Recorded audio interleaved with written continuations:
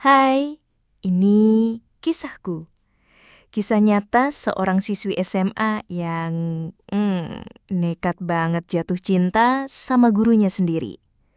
Sebuah cerita yang menyeretku ke dalam pusaran gairah terlarang dan skandal memabukan yang bikin jantung deg-degan. Dengerin terus kisah ini ya. Kisah tentang cinta terlarang, air mata, harapan, dan perjuangan yang gak gampang. Kalau kamu suka cerita kayak gini, jangan lupa like, subscribe, dan siapin hati kamu ya. Karena ini dia kisah lengkapnya. Aku, Bunga, selalu menganggap sekolah sebagai tempat yang membosankan. Rutinitas yang harus kujalani 5 hari seminggu. Bangun pagi, seragam putih abu-abu, lalu duduk di kursi plastik yang sama, mendengarkan ceramah yang kadang masuk telinga kanan, keluar telinga kiri. Kehidupanku di perumahan Gria Asri ini terasa begitu biasa. Sama seperti rumah-rumah lain yang berjejer rapi dengan pagar minimalis dan motor metik di terasnya. Aku memang sedikit manja, terbiasa mendapatkan apa yang kuinginkan. Tapi itu hanya di rumah. Di sekolah, aku berusaha tampil biasa saja. Meski kadang rasa ingin tahuku yang besar membuatku sering melontarkan pertanyaan-pertanyaan di luar topik. Sampai dia datang, Pak Arya, guru sastra baru kami. Usianya mungkin akhir 20-an. Dengan senyum tipis yang entah kenapa selalu terasa seperti sebuah rahasia yang hanya dia dan aku yang tahu. Rambutnya hitam legam, selalu sedikit berantakan seolah dia baru saja mengacaknya dengan jemari panjangnya. Dan matanya, mata itu selalu memancarkan kilau yang membuatku merasa entah bagaimana istimewa. Tidak seperti guru-guru lain yang rata-rata sudah berumur dan sering mengulang lelucon basi, Pak Arya punya aura yang berbeda. Dia bicara tentang Chairil Anwar seolah Chairil adalah teman lamanya. Dan setiap puisi yang dia bacakan terasa seperti melodi yang menyentuh relung hatiku. Aku seringkali sengaja membalas tatapannya lebih lama, hanya untuk melihat apakah dia akan mengalihkan pandangan lebih dulu. Kelas sastra selalu menjadi jam pelajaran favoritku, bahkan sebelum Pak Arya mengajar. Aku suka puisi, suka merangkai kata, dan suka tenggelam dalam imajinasi. Tapi sejak dia mengambil alih kelas, sastra bukan lagi sekadar pelajaran. Itu menjadi panggung baginya, dan aku, Bunga, penonton paling setia di barisan terdepan. Setiap kali dia masuk kelas, ada debaran aneh di dadaku. Debaran yang bukan karena takut ditanya, melainkan karena sebuah antisipasi yang manis. Aku seringkali pura-pura tidak mengerti sebuah bait puisi hanya agar dia mendekat dan menjelaskan padaku secara personal. Suatu sore setelah jam pelajaran usai, aku masih duduk di bangku, menyelesaikan esai tentang aku, karya Chairil Anwar yang belum rampung. Sengaja ulur waktu, berharap ada keajaiban. Kelas sudah sepi. Hanya ada aku dan suara angin yang berdesir pelan di jendela kaca yang sedikit kotor. Lampu-lampu di koridor sudah mulai dinyalakan, memancarkan cahaya kekuningan yang temaram. Tiba-tiba, sebuah bayangan jatuh di mejaku. Pak Arya, hatiku melonjak. Dia berdiri di sampingku, dengan kemeja putih yang sedikit longgar dan lengan digulung hingga siku memperlihatkan lengannya yang kokoh. Aroma maskulinnya, campuran kopi yang kuat dan sesuatu yang segar seperti sabun mandi langsung memenuhi indraku. Aku bisa merasakan detak jantungku yang mendadak melaju kencang. Belum pulang, Bunga? Suaranya rendah, nyaris seperti bisikan, membuat bulu kuduku meremang. Aku mengangkat kepala, pura-pura tenang tapi dengan senyum yang sedikit genit. Belum, Pak. Esai ini susah sekali. Rasanya otakku mau meledak. Aku sedikit memajukan bibir, bermanja-manja. Dia tersenyum, senyum tipis yang selalu membuatku penasaran. Perlu bantuan? Sebelum aku sempat menjawab, dia sudah menarik kursi di sampingku dan duduk. Begitu dekat, begitu nyata. Aku bisa merasakan kehangatan tubuhnya. Aroma napasnya yang samar, aku sengaja memiringkan sedikit kepalaku, menatapnya dari sudut mata, ingin tahu apa yang ada di balik tatapannya. Dia mencondongkan tubuhnya sedikit. Matanya menelusuri tulisan tanganku di buku. Jari telunjuknya yang panjang menunjuk salah satu kalimat. Sentuhannya yang tak sengaja pada punggung tanganku saat dia menunjuk terasa seperti sengatan listrik. Aku menahan napas, berharap dia tidak menyadari betapa gemetarnya tanganku atau betapa aku menikmati sentuhan itu. Bagian ini, bisiknya. Suaranya lebih dekat lagi seolah hanya untukku. Bisa lebih kuat jika kamu... Dia menjelaskan. Tapi aku tidak bisa fokus pada kata-katanya. Yang kurasakan hanyalah kedekatannya, kehangatan jari-jarinya yang sesekali menyentuh tanganku saat dia menjelaskan dan tatapan matanya yang sesekali bertemu pandang denganku. Ada sesuatu di sana. Sesuatu yang lebih dari sekadar hubungan guru dan murid. Sebuah percikan, sebuah undangan. Rasa ingin tahuku meluap-luap, ingin tahu lebih jauh tentang apa arti semua ini. Dan seolah semesta berkonspirasi, kesempatan itu datang dengan sendirinya. Sejak sore di kelas yang sepi itu, setiap jam pelajaran sastra terasa seperti panggung pribadi kami. Aku bisa merasakan tatapan Pak Arya seringkali tertuju padaku, lebih lama dari yang seharusnya.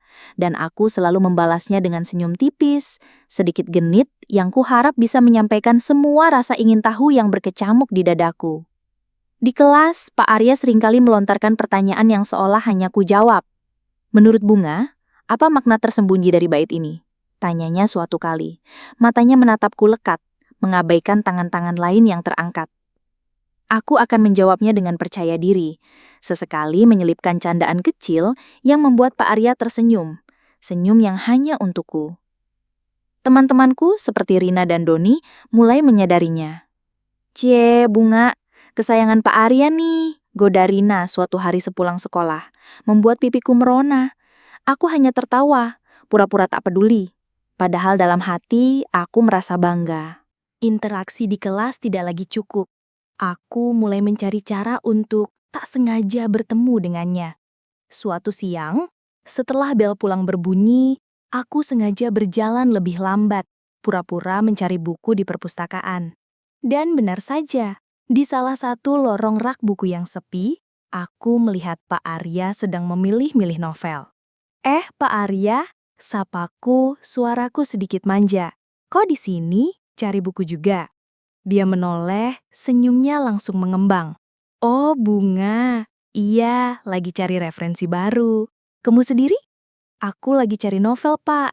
Tapi bingung mau baca apa, kataku mendekat.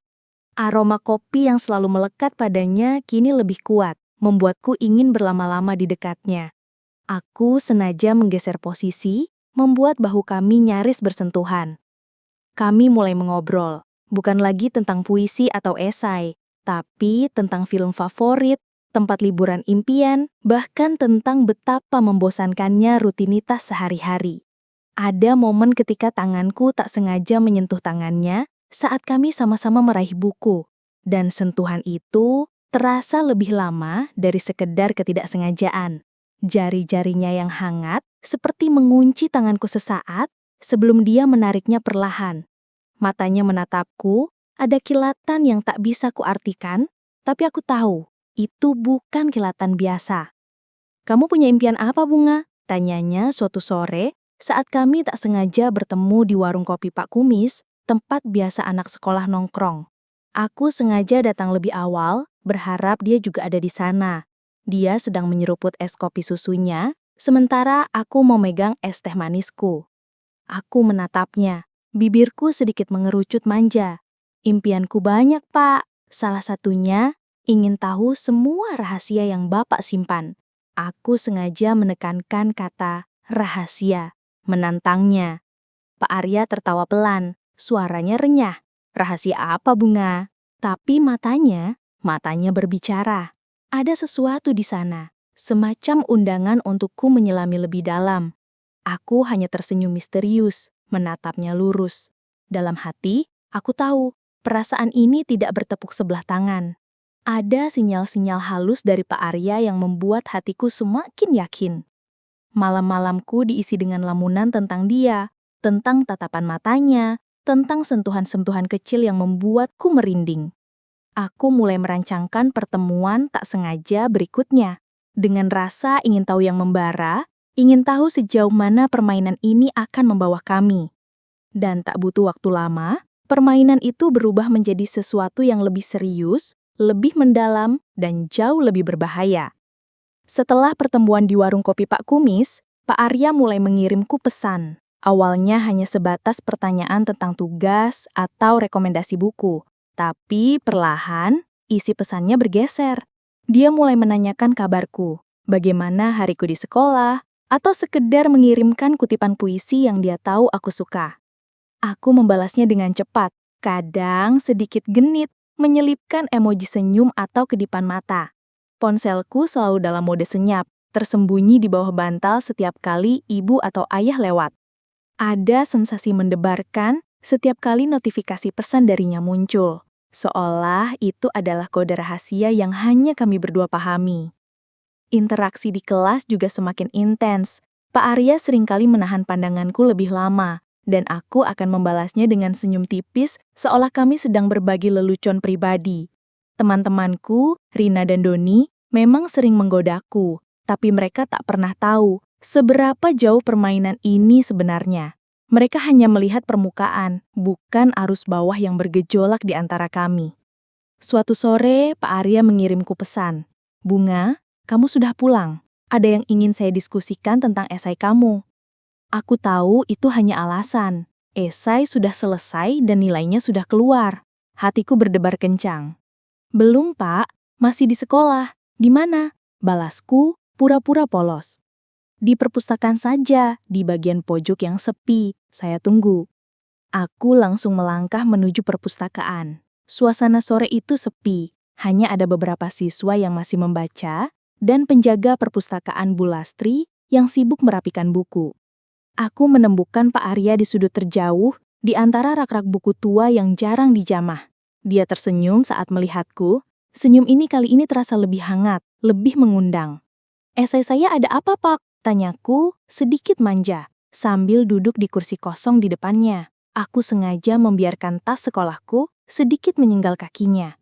Dia tidak langsung menjawab. Matanya menatapku lekat, menelusuri wajahku, lalu turun ke bibirku. "Bukan tentang esai, Bunga," bisiknya, suaranya rendah nyaris tak terdengar. "Aku hanya ingin bicara denganmu." Obrolan kami mengalir, jauh dari pelajaran, tentang impiannya yang belum tercapai, tentang kesepian yang kadang ia rasakan, dan tentang bagaimana kehadiranku di kelas seolah membawa warna baru. Aku mendengarkan dengan seksama, sesekali menyentuh lengannya saat dia bercerita, atau mencondongkan tubuhku lebih dekat. Aroma kopi dan sabunnya kini terasa memabukkan. Tiba-tiba dia mengulurkan tangannya, menyentuh pipiku dengan lembut. Jemarinya yang hangat membelai kulitku, membuatku merinding. Aku menahan napas, mataku terpaku pada matanya. Ada gairah yang membara di sana, gairah yang sama yang kurasakan di dalam diriku. "Bunga?" bisiknya, suaranya serak. Dia mendekatkan wajahnya, perlahan, seolah memberiku waktu untuk mundur. Tapi aku tidak mau mundur. Aku ingin ini. Bibirnya menyentuh bibirku. Lembut pada awalnya, lalu semakin dalam, semakin menuntut. Ciuman itu terasa seperti ledakan kembang api di dalam diriku, memadamkan semua keraguan dan rasa bersalah. Tangannya yang satu merangkul pinggangku, menarikku lebih dekat, sementara tangan yang lain masih membelai pipiku. Aku memejamkan mata, membalas ciumannya dengan seluruh perasaanku. Aroma kopi, aroma sabun, dan aroma diriku sendiri bercampur menjadi satu, menciptakan sensasi yang belum pernah kurasakan. Saat kami melepaskan ciuman, napas kami terengah-engah. Matanya menatapku dalam, penuh gairah dan sedikit ketakutan. Aku tahu, batas telah terikis. Permainan ini telah berubah menjadi kenyataan yang jauh lebih rumit. Tapi di balik semua ketakutan itu, ada kebahagiaan yang menggebu. Kebahagiaan karena aku tahu dia juga menginginkanku, sama seperti aku menginginkannya. Kebahagiaan itu sayangnya tak bisa disembunyikan selamanya. Setelah ciuman di perpustakaan, setiap hari terasa seperti berjalan di atas tali tipis. Aku dan Pak Arya semakin berani, semakin sering mencari celah untuk berinteraksi, baik melalui pesan rahasia di ponsel atau tatapan yang berbicara di koridor sekolah. Namun, semakin sering kami melakukannya, semakin banyak mata yang mulai memperhatikan. Di rumah, ibuku yang selalu jeli mulai menyadari ada yang berbeda denganku. Aku sering melamun, senyum-senyum sendiri saat melihat ponsel, atau kadang terlihat gelisah saat Pak Arya disebut-sebut dalam obrolan keluarga.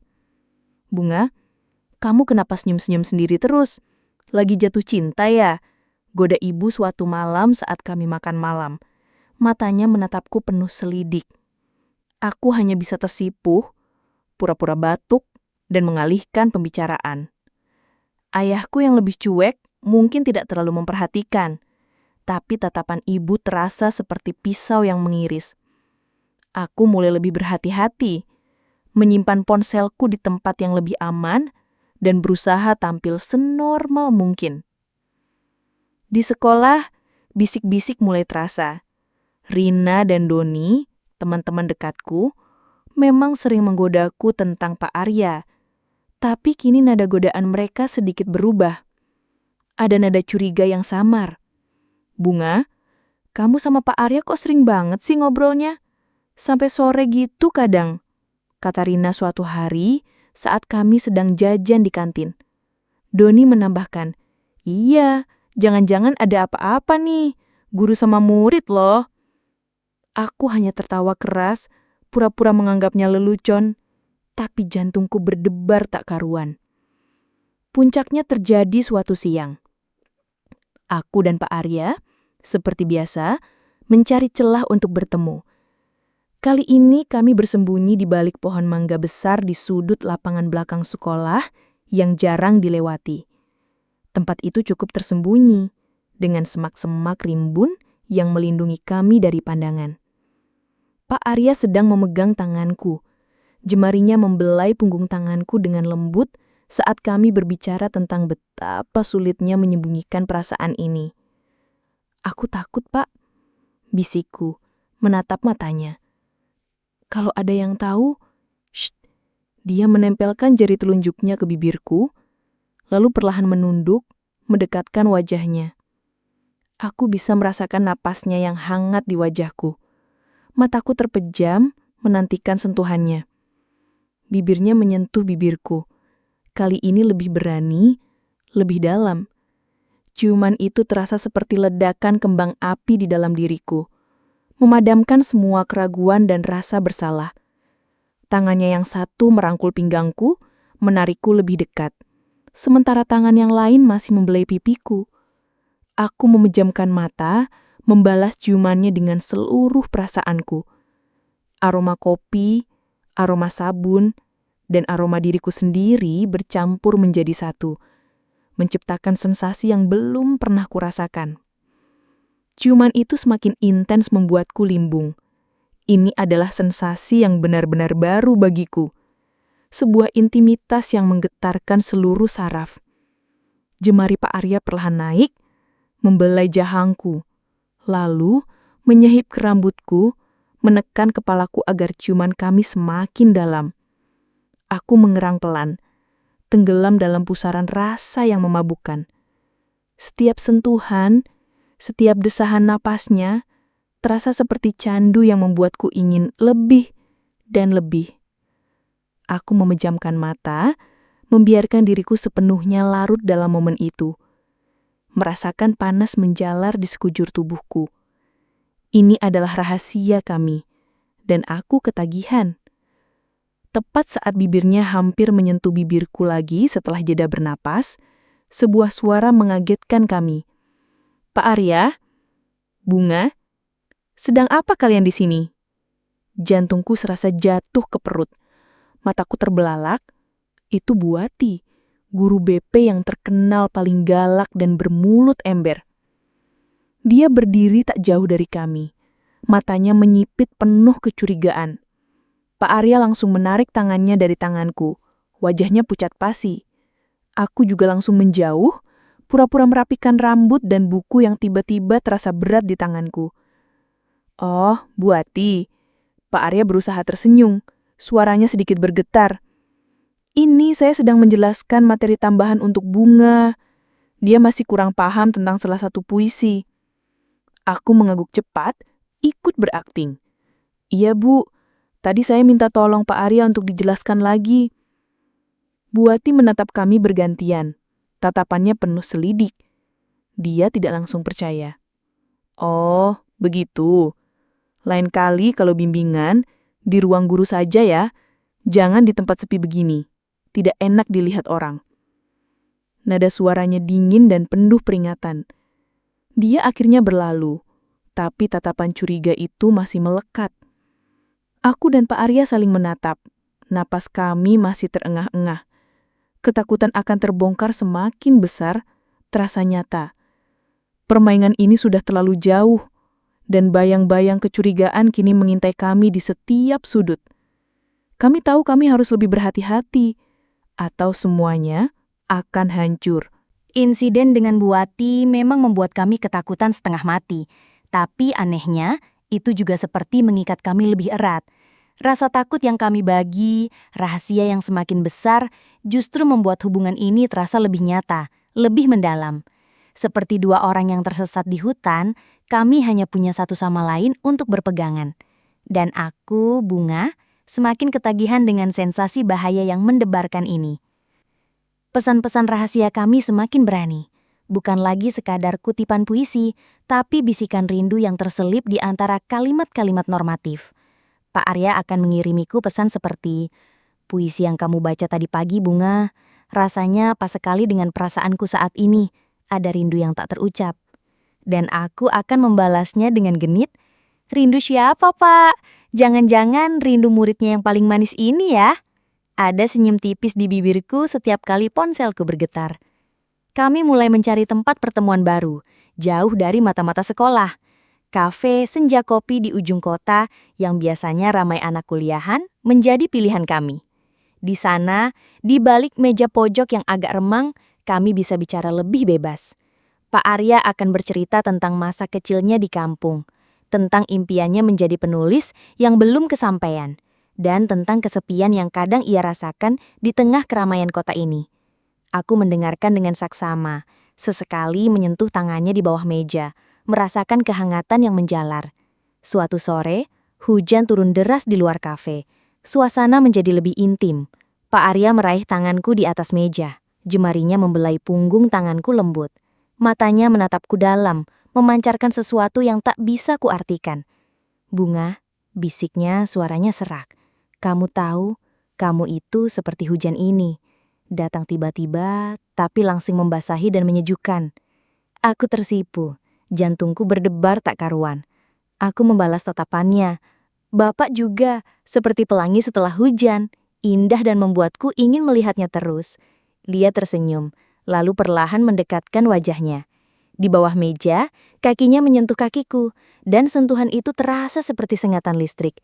Bibirnya menyentuh keningku, lalu turun ke kelopak mata, pipi, dan akhirnya bibirku.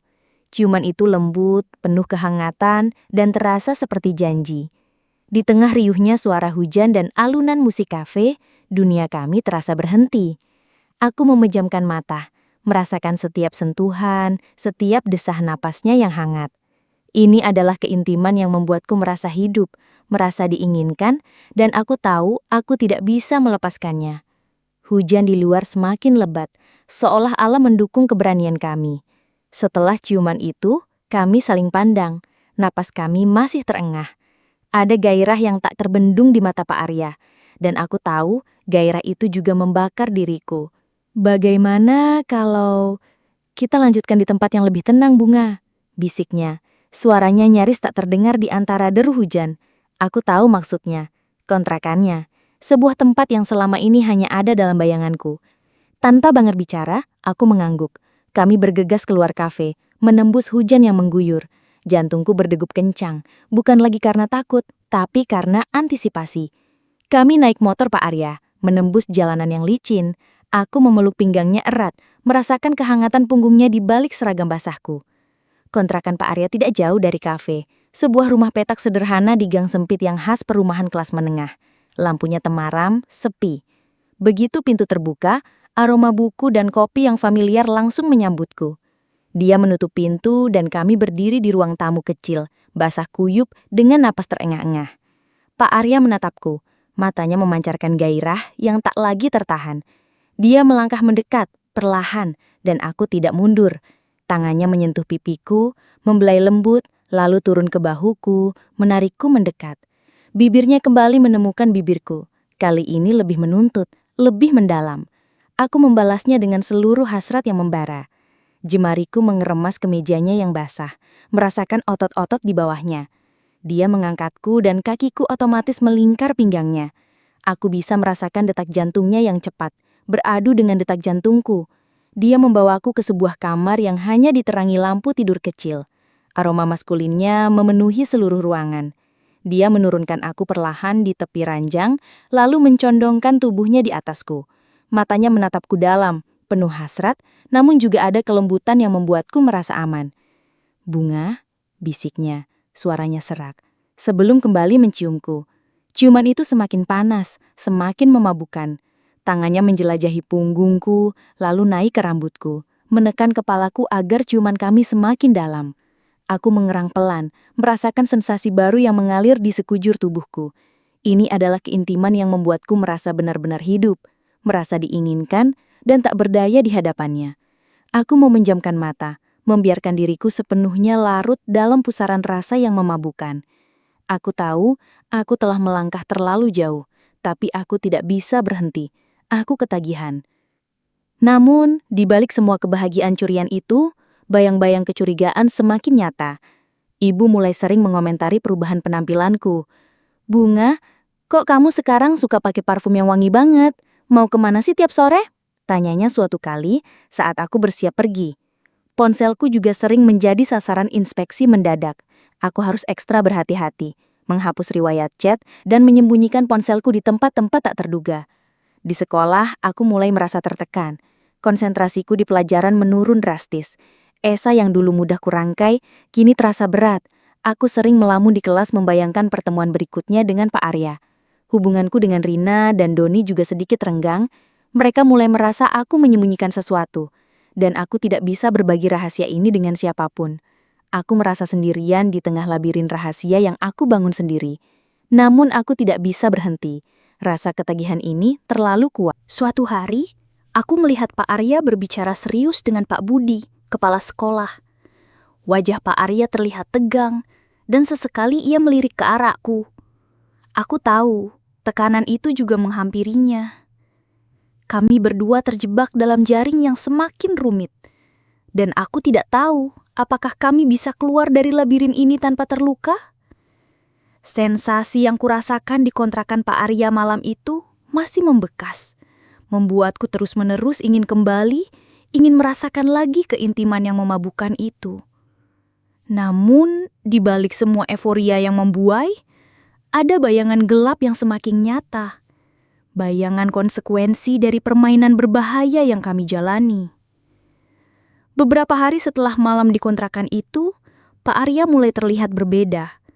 Di kelas, tatapannya padaku masih ada, tapi kini ada kerutan samar di dahinya, seolah beban berat sedang menimpanya. Pesan-pesan kami tidak lagi seberani dulu. Dia lebih sering membalas singkat, atau kadang tidak langsung membalas. Aku merasa cemas. Takut dia mulai menarik diri. Suatu sore, aku sengaja menunggunya di parkiran sekolah setelah semua murid pulang. "Pak Arya, ada apa?" Tanyaku sedikit manja, mencoba meraih tangannya. Dia menepis tanganku perlahan. Matanya menatap sekeliling dengan gelisah. "Bunga, jangan begini, ini di sekolah." Suaranya terdengar lelah. Hatiku mencelos. "Bapak kenapa? Bapak menyesal?"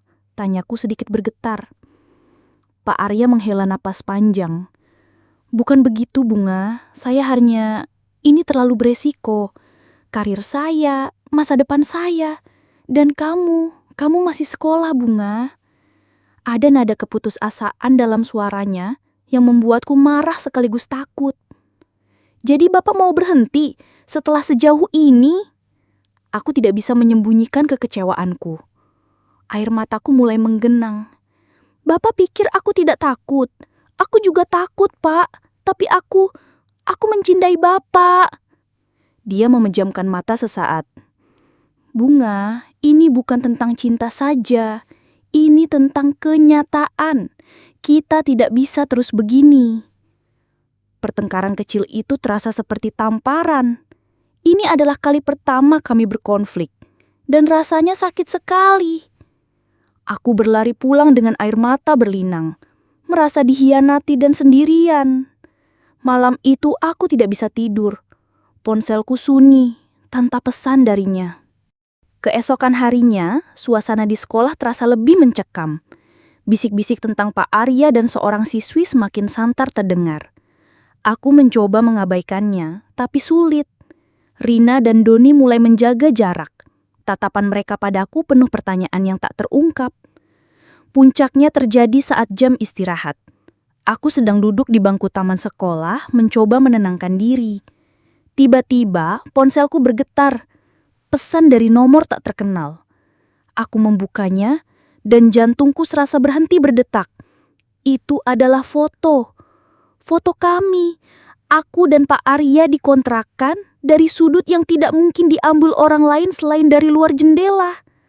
Meskipun tidak terlalu jelas, tapi cukup untuk mengenali kami berdua.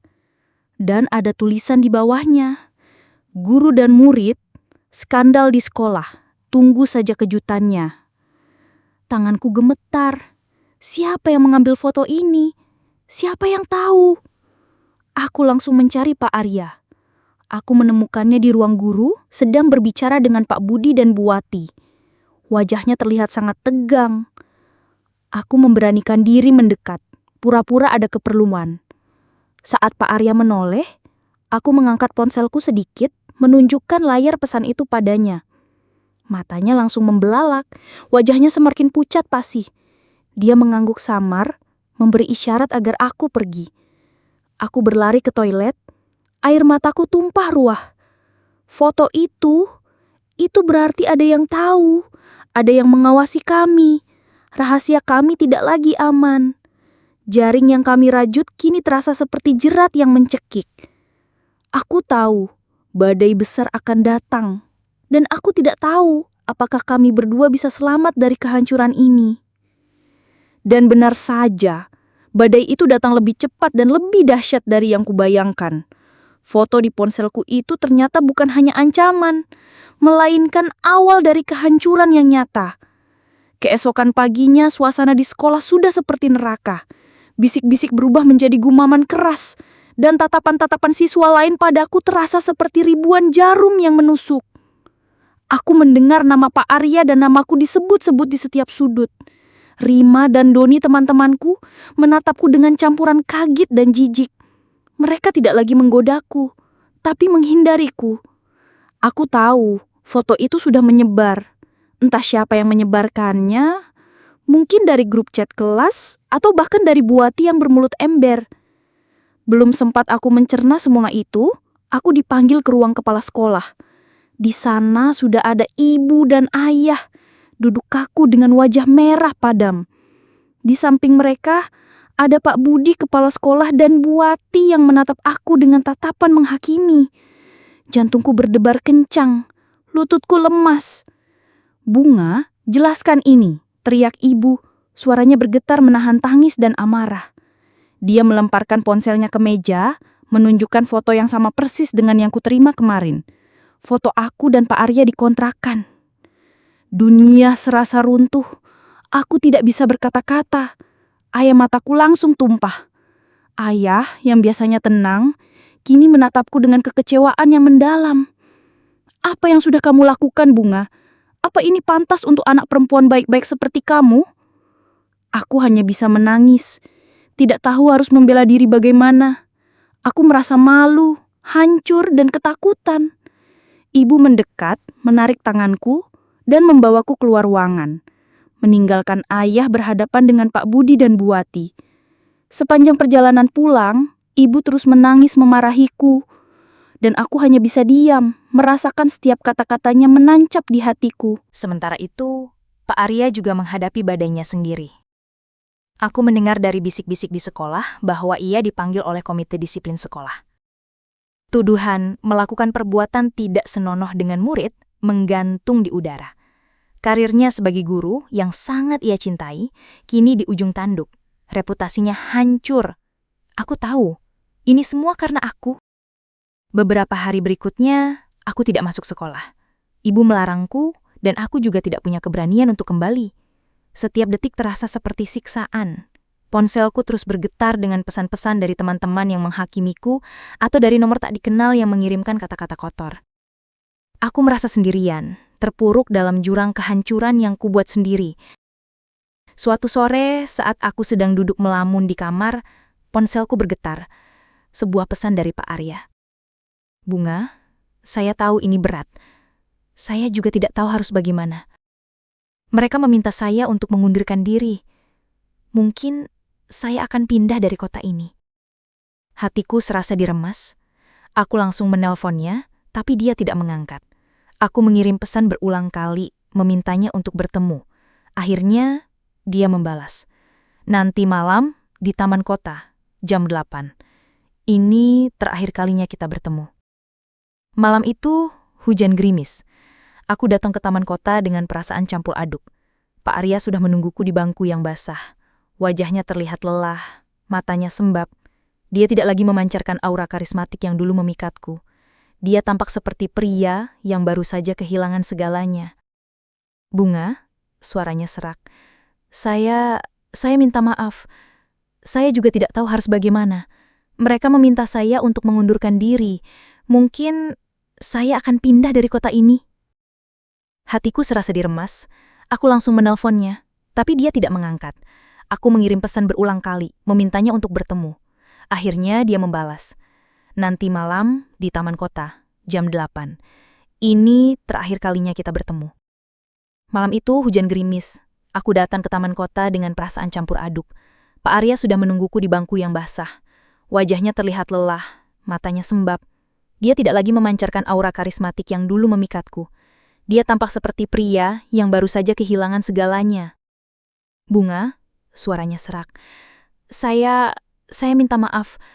Saya juga tidak tahu harus bagaimana. Mereka meminta saya untuk mengundurkan diri. Mungkin saya akan pindah dari kota ini. Air mataku kembali tumpah. Tapi Pak, aku mencintai Bapak. Kita bisa hadapi ini bersama. Dia menggelengkan kepala, lalu meraih tanganku, membelainya lembut. Sentuhan terakhir yang terasa begitu menyakitkan. Tidak, Bunga. Kamu harus fokus pada sekolahmu. Lupakan saya. Anggap saja ini sebuah kesalahan. Aku menggelengkan kepala. Tidak percaya. Tidak, ini bukan kesalahan. Ini cinta. Cinta yang salah, Bunga. Bisiknya matanya berkaca-kaca. Saya harus pergi. Demi kamu. Demi saya. Dia berdiri, menatapku untuk terakhir kalinya dengan tatapan penuh penyesalan dan cinta yang terlarang. Lalu, dia berbalik dan berjalan pergi menghilang di balik kegelapan malam dan rintik hujan. Aku hanya bisa duduk di sana, terpaku, merasakan hatiku hancur berkeping-keping. Dunia yang selama ini kubangun bersamanya kini runtuh total. Aku kehilangan segalanya. Malam itu, di bawah rintik hujan yang tak henti, adalah malam terpanjang dalam hidupku. Aku pulang dengan langkah gontai, tubuhku terasa kosong, jiwaku remuk redam. Di rumah, suasana terasa dingin dan asing. Ibu tidak lagi memarahiku, tapi tatapan matanya yang penuh kekecewaan jauh lebih menyakitkan daripada 1000 makian. Ayah hanya diam, sesekali menghela nafas berat. Aku merasa seperti aib bagi keluarga kecil kami di perumahan yang tenang ini. Kamarku, yang dulu menjadi tempat pelarianku, kini terasa seperti penjara. Aku mengurung diri, menolak makan, menolak bicara. Ponselku kumatikan, tak sanggup lagi membaca pesan-pesan menghakimi dari teman-teman atau orang-orang tak dikenal. Setiap detik terasa seperti siksaan. Bayangan Pak Arya, senyumnya, tatapannya, sentuhannya yang memabukkan, terus berkelebat di benakku. Aku merindukannya sampai rasanya sesak di dada. Merindukan bisikannya, merindukan keintiman yang baru saja kutemukan, dan kini direnggut paksa. Perpisahan itu terasa seperti amputasi, memisahkan bagian dari diriku yang paling berharga. "Bunga, sampai kapan kamu begini?" Suara ibu terdengar lembut suatu pagi saat ia membawakan bubur ke kamarku. "Kamu harus makan, Nak. Kamu harus sekolah." Aku hanya menggelengkan kepala.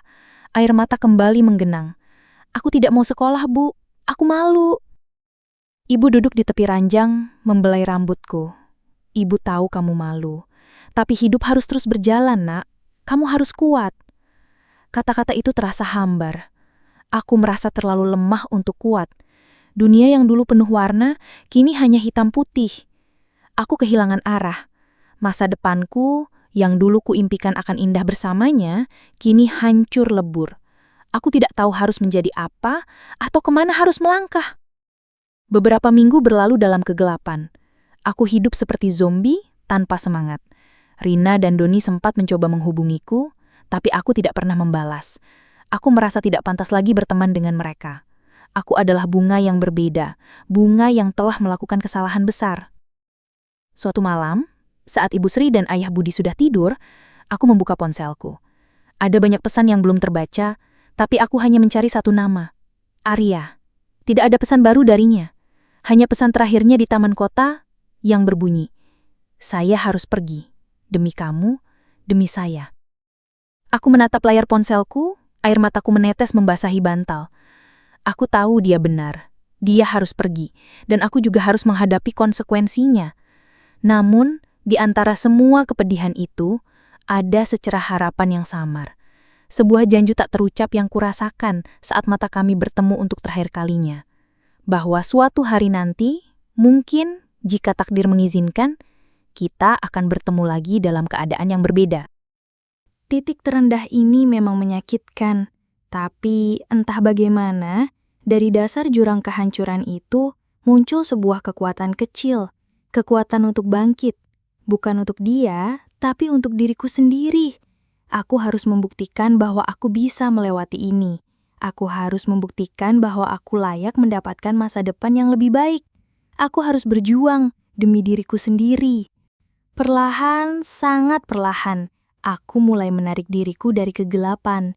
Ibu Sri dan Ayah Budi, meskipun masih menyimpan luka, tak henti memberikan dukungan. Mereka tidak lagi memarahiku, melainkan membimbingku. Mereka menyarankanku untuk pindah sekolah ke SMA swasta di kota sebelah, agar aku bisa memulai lembaran baru tanpa bayang-bayang masa lalu yang menghakimi. Itu adalah pilihan yang berat, meninggalkan semua yang kukenal, tapi aku tahu itu adalah satu-satunya jalan. Di sekolah baru, aku bertekad untuk berubah. Aku fokus sepenuhnya pada pelajaran, menyalurkan semua energi dan emosi yang dulu tercurah pada Pak Arya menjadi ambisi akademik. Aku mulai aktif di klub sastra lagi, menulis puisi dan cerpen, tapi kali ini kata-kataku lebih matang, lebih dalam, mencerminkan perjalanan pahit yang telah kulalui.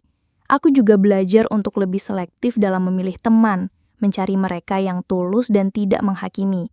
Rina dan Doni yang sempat menjauh, perlahan kembali menghubungiku, dan kami memperbaiki hubungan kami, meskipun rahasia itu tetap menjadi milikku sendiri. Aku tumbuh, bukan lagi bunga yang manja dan genit, melainkan bunga yang lebih dewasa, mandiri dan kuat. Tahun-tahun berlalu, aku berhasil masuk Universitas Negeri Impianku, mengambil jurusan Sastur Indonesia. Aku menyelesaikan kuliah dengan predikat cum laude, lalu mendapatkan pekerjaan di sebuah penerbitan buku di Jakarta. Aku tinggal di sebuah apartemen kecil, hasil jeripayahku sendiri. Hidupku kini stabil, tenang, dan penuh makna. Aku tidak lagi mencari sensasi, melainkan kedamaian. Bayangan Pak Arya memang masih sesekali muncul, seperti melodi lama yang tiba-tiba terputar. Tapi kini tidak lagi menyakitkan. Hanya ada rasa nostalgia dan pelajaran berharga. Suatu sore di sebuah pameran buku tahunan di Jakarta, aku sedang meninjau stan penerbitan lain. Di tengah keramaian, mataku tak sengaja menangkap sosok yang familiar, Jantungku berdesir, rambut hitam legam yang sedikit berantakan, postur tubuh yang tegak, dan senyum tipis yang dulu selalu membuatku penasaran. Pak Arya, dia terlihat lebih dewasa dengan sedikit uban di pelipisnya, tapi auranya masih sama memikatnya. Dia sedang berbicara dengan seorang penulis, tampak sangat berwibawa. Dia menoleh dan mata kami bertemu. Ada jeda sesaat seolah waktu berhenti. Matanya membelalak kaget, lalu senyumnya mengembang. Senyum yang kali ini jauh lebih tulus dan lega. Dia melangkah mendekat, dan aku merasakan panas menjalar di pipiku. Bunga, suaranya serak seperti dulu, kini terdengar lebih matang. Pak Arya, balasku, suaraku sedikit bergetar. Kami berdiri berhadapan, canggung namun penuh kerinduan. Kamu sudah besar sekali, katanya, matanya menelusuri penampilanku dari atas ke bawah. Cantik, aku tersipu. Bapak juga terlihat baik. Kami akhirnya duduk di sebuah kafe di sudut pameran. Obrolan mengalir tentang perjalanan hidup masing-masing setelah perpisahan yang menyakitkan itu. Pak Arya bercerita bahwa ia sempat mengajar di luar kota, lalu kini fokus menulis dan menjadi editor lepas. Ia juga mengakui penyesalannya atas apa yang terjadi di masa lalu. Aku menceritakan perjuanganku, bagaimana aku bangkit, dan impianku yang kini telah tercapai. Ada keintiman yang berbeda di antara kami sekarang, bukan lagi keintiman terlarang yang dibayangi rasa takut, melainkan keintiman dua jiwa yang telah dewasa, yang pernah berbagi luka, dan kini bertemu kembali di titik yang berbeda. Tangannya meraih tanganku di atas meja, bukan lagi sentuhan curian, melainkan genggaman yang mantap dan penuh makna. Bunga, bisiknya, matanya menatapku dalam. Aku tidak pernah melupakanmu. Aku selalu berharap suatu hari nanti kita bisa bertemu lagi, seperti ini. Aku tersenyum, air mata haru menggenang. Aku juga, Pak Arya, aku juga. Di tengah riuhnya pameran buku, di antara ribuan cerita yang tertulis, kisah kami akhirnya menemukan babak barunya. Sebuah babak yang dimulai dengan perjuangan, air mata, namun berakhir dengan harapan dan cinta yang kini bisa kami genggam erat tanpa rasa takut. Kami memutuskan untuk memberikan kesempatan kedua pada cinta kami. Kali ini secara legal, terbuka, dan dewasa. Babak baru dalam hidupku dan juga hidup Pak Arya telah dimulai. Kami tidak lagi bersembunyi di balik bayang-bayang, tidak lagi takut pada tatapan menghakimi. Cinta yang dulu terlarang kini menemukan jalannya, tumbuh menjadi sesuatu yang lebih kuat dan matang. Beberapa tahun kemudian, aku dan Mas Arya, ya, aku kini memanggilnya Mas Arya, bukan lagi Pak Arya. Kami telah membangun rumah tangga kecil kami sendiri di pinggiran Jakarta. Sebuah rumah minimalis yang hangat dengan rak buku penuh puisi dan aroma kopi yang selalu mengepul. Arya kembali mengajar bukan di sekolah menengah, melainkan di sebuah komunitas literasi, menyalurkan kecintaannya pada sastra dengan cara yang lebih bebas dan tanpa batasan. Sementara aku terus berkarya di dunia penerbitan, sesekali menulis cerpen dan puisi yang terinspirasi dari perjalanan hidupku. Aku belajar banyak hal. Aku belajar bahwa cinta memang bisa datang dalam bentuk yang tak terduga, bahkan dengan cara yang salah. Tapi cinta sejati juga butuh waktu, butuh kesabaran, dan butuh perjuangan untuk bisa berdiri tegak di bawah cahaya. Aku belajar tentang konsekuensi dari setiap pilihan, tentang pentingnya bangkit dari keterpurukan, dan tentang kekuatan diri untuk melangkah maju, bahkan ketika dunia terasa runtuh. Ibu dan ayah yang dulu sangat terpukul, perlahan menerima dan kini menyayangi Arya sebagai menantu mereka. Mereka melihat bagaimana kami berdua telah berubah, bagaimana kami saling mendukung, dan bagaimana cinta kami kini jauh lebih dewasa. Kisah kami mungkin tidak biasa, penuh liku dan drama, tapi di setiap babnya ada pelajaran berharga yang tersembunyi, bahwa setiap kesalahan adalah bagian dari proses pendewasaan, bahwa cinta yang tulus akan menemukan jalannya, asalkan kita berani menghadapi badai dan bersabar menunggu waktu yang tepat. Kini, setiap pagi, saat aku terbangun di samping Arya dan merasakan hangatnya tangannya menggenggam tanganku, Aku tahu, ini adalah akhir yang bahagia. Bukan akhir dari sebuah cerita, melainkan awal dari babak baru yang penuh harapan, cinta, dan kedamaian. Aku, Bunga, telah menemukan pelangi setelah badai, dan aku bersyukur untuk setiap rintik hujan yang pernah membasahiku.